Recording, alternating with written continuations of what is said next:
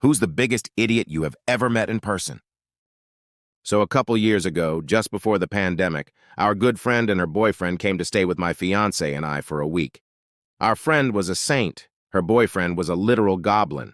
To this day, I have no idea how this man survived into his 20s. He was the absolute strangest person I've ever met.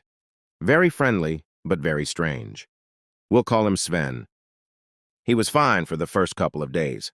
Took us all out for drinks, acted like a total gentleman. A couple of days in, he decides he wants to be a weed dealer in our neighborhood. For reference, we lived in a residential family neighborhood in the hood of our city. There were already several dealers on our block. We tried to convince him this was a very bad idea, specifically because we didn't want the other dealers on our block thinking our house was the competition. Sven did not listen. Fortunately, nothing serious happened and he didn't run into anyone important. He did, however, run into our next-door neighbor and invited himself into the guy's house. Now, at this point, Sven texted his girlfriend saying he was at the neighbor's house just hanging out. Our neighbor was a nice dude, but not someone we've ever actually hung out with. So we begin the process of trying to extract him. He's not picking up on it because he has no understanding of social cues whatsoever.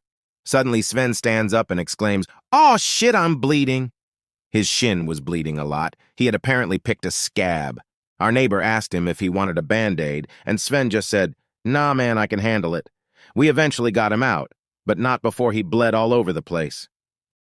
The next morning, my fiancée gets up before the sunrise to use the bathroom and sees Sven in the backyard jerking off with his pants down. She decided not to confront him because it was weird. We later asked his girlfriend about it and offered to leave if they wanted to have sex. And apparently, he believed it was rude to have sex in someone else's house and thought it would be polite to jerk off in the yard. Again, residential family neighborhood. No idea what possessed him to think this was okay. Sven had a condition where every time he was cold, he would grab at his stomach and make audible brr sounds and complain that his stomach hurt. We couldn't figure out what that had to do with being cold. At one point, Sven bought a gallon of milk and a can of chili, rapidly ate the chili and chugged the milk, and then projectile vomited all over the backyard. When we asked his girlfriend why he didn't just use the toilet, she said he'd told her he wanted to be polite. I asked him about the vomit later on, and he just said, ate too fast, and left it at that. There were some other things that weren't exceptionally noteworthy, but were still annoying. He'd sleep in our living room all day and fart a lot.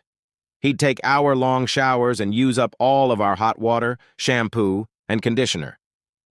On the day they're supposed to leave, I decide I've had enough and I'm burned out.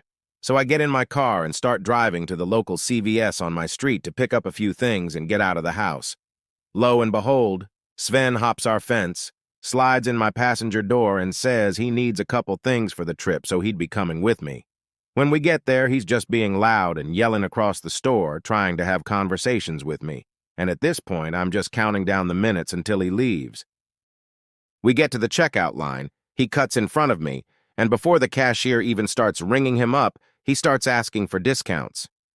I believe he asked for the out-of-towners discount, and also tried to apply for a credit card at a CVS. When this doesn't work and his stuff comes out to more than he wanted it to, he said, "Oh shit, hey man, can you get me this drink? I thought I'd be able to get some discounts." I reluctantly add his drink to my basket because I don't want to deal with the hassle.